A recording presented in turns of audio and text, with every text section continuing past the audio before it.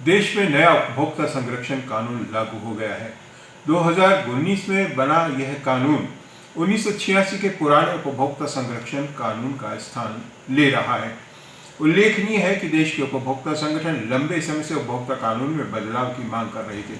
1986 में इस देश में पहली बार उपभोक्ता संरक्षण कानून बना था और उपभोक्ताओं को 6 अधिकार दिए गए थे: सुरक्षा, सूचना, चयन, सुनवाई, क्षतिपूर्ति और उपभोक्ता शिक्षा के इस अधिकार के साथ ही साथ पहली बार जिला, राज्य और राष्ट्रीय स्तर पर उपभोक्ता मंच और आयोग की प्रणाली स्थापित की गई थी। उपभोक्ता संरक्षण परिषदें बनाई गई थी और उपभोक्ता को उसके नुकसान के प्रति क्षतिपूर्ति देने का प्रावधान किया गया था।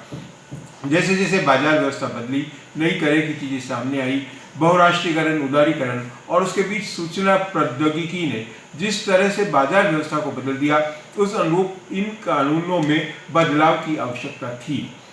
2019 अगस्त में भारत की संसद ने नया उपभोक्ता संरक्षण कानून पास किया था और राष्ट्रपति महोदय ने 9 अगस्त को इसे अप्रूव कर दिया था। इसका गजट नोटिफिकेशन जारी हुआ था, लेकिन इसमें यह प्रावधान किया गया था कि यह कानून कब प्रभावी होगा, जब इससे संबंधित धाराओं के संबंध में पुनः नोटिफिकेशन जारी किया जाएगा।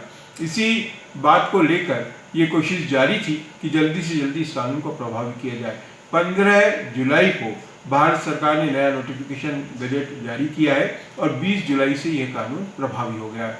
ये बहुत ही क्रांतिकारी कानून है और बहुत बड़े बदलाव इसमें आए हैं। इसके बाद अब हम कह सकते हैं कि कंज्यूमर इज किंग, यानी उपभोक्ता राजा की जो अवधारणा सोची गई थी, उसे प्राप्त करने की दिशा में काफी कदम आगे अब ये कानून बढ़ा है। कानून मजबूत हुआ है, कड़ा हुआ है और कड़ी सजाओं के प्रावधान हुए ताकि आम आदमी के साथ गड़बड़ी करने वाले लोगों के मन में भय कायम हो सके। मैं इस कानून के बारे में जो नई प्रावधान है आपको बताना चाहूँगा।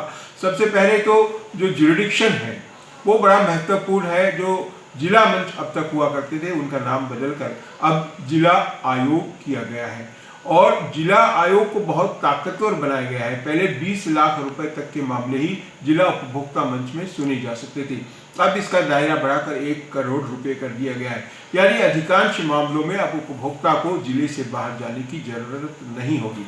इसके साथ ही एक और जो ज्यूरिडिक्शन का बड़ा परिवर्तन है वो ये है कि पहले प्रावधान ये था कि आपने जहां से माल खरीदा है उस शहर में जाकर के आपको शिकायत करनी होती थी, या अगर उसका कोई कार्यालय है कहीं तो आप दूसरे शहर में कर पाते थे।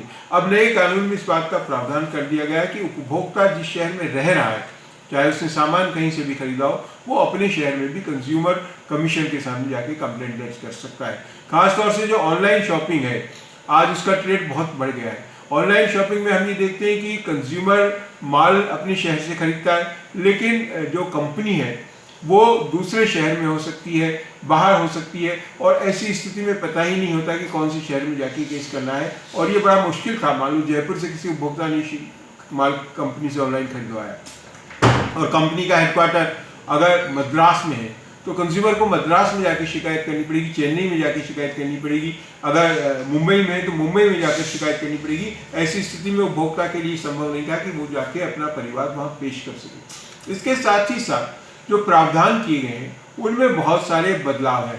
पहली बार कंज्यूमर प्रोटेक्शन अथॉरिटी की व्यवस्था की गई है। यद्यपि जो नए प्रावधान अभी लागू हुए हैं उसमें कंज्यूमर प्रोटेक्शन अथॉरिटी को अभी लागू नहीं किया जा सका है, उसमें भी कुछ समय लगेगा, लेकिन उसकी अवधारणा से जुड़ी सारी चीज़ें इस बार आ गई है।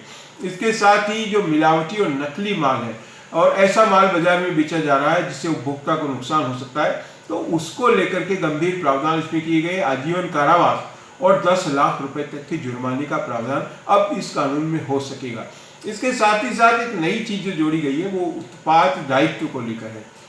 अब तक हम विदेशों में सुनते थे कि किसी कंपनी ने कोई गलत माल बना दिया और उपभोक्ता को भारी नुकसान हो गया तो कंपनियां दिवाला निकलने की नौबत पर आ सकती थी। उसका कारण ये था कि बड़े स्तर पर कंपनी के खिलाफ जुर्माने होते थे। अब वही स्थिति यहाँ आएगी, क्योंकि अब इसमें तय किया गया है कि अगर किसी निर्माता ने, किसी सेवा प्रदाता ने ऐसी कोई वस्तु का निर्माण किया, सेवा प्रदान की, उपभोक्ता को वो पास वो माल गया है या सेवा गई है जिसकी वजह से उसको कोई नुकसान हो रहा है, तो अब केवल एक उपभोक्ता के नुकसान का मामला नहीं है। अगर ये लगता है कि बहुत सारे उपभोक्ताओं को इससे नुकसान हुआ है तो कंपनी ने जितनी कमाई अपने सारे उपभोक्ताओं को वो प्रोडक्ट बेचकर की है उसके कम से कम 25% की राशि का जुर्माना उस कंपनी पे लगाया जाएगा।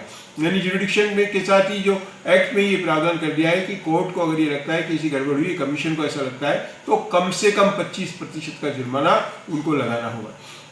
इसके साथ जो नए प्रावधान जोड़े गए हैं उसमें विज्ञापन से जुड़ी हुई चीज़ें हैं, भ्रामक विज्ञापन पे कार्रवाई हो पाएगी। और एक और जो चीज़ है वो है मीडिएशन को लेकर के मध्यस्थता के प्रावधान जोड़े गए हैं। हर जिला मंच पर राज्य आयोग, जिसको अब जिला मंच को हम जिला आयोग कहेंगे, जिला आयोग के स्तर पर, राज्य आयोग के स्तर पर, राष्ट्रीय आयोग के स्तर पर एक मध्यस्थता प्रकोष्ठ बनाया जाएगा। और बहुत सारे मामलों में जहां लगता है कि ये मामला दोनों पक्षों के बीच बैठकर सेटल हो सकता है, मध्यस्थता के लिए भेजा जाएगा। इससे अनावश्यक भार जो आयोगों पर पड़ रहा था वो कम होगा और लोगों को प्रभावी ढंग से निस्तारण अर्ली स्टेज पर यानी जल्दी हो सकेगा। इसके साथ ही अपील को लेकर के प्रावधान जोड़े गए हैं ताकि मामले अनावश्यक रूप से लंबे नहीं चलें और बार बार अपील में नहीं जाते रहें। और भी बहुत सारी चीज़ें हैं जिससे मैं आपको बताना चाहूँगा कि बिल देना जो एक बहुत लंबे समय से डिमांड थी कंज्यूमर ऑर्गेनाइजेशन की, उसको इस कानून के तहत जरूरी बनाया गया।